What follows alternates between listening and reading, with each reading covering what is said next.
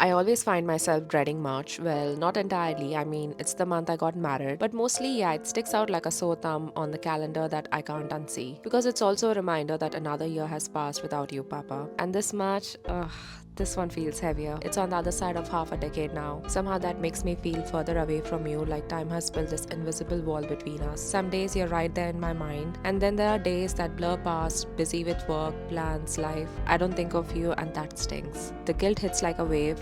How could I go a day without thinking of you? On the outside, it probably looks like I've got it all together, smiling, showing up, doing the things I'm supposed to, but inside, not so much. Every time something good happens, I wonder what you'd say. When I feel overwhelmed, I crave the reassurance and steadiness of your words.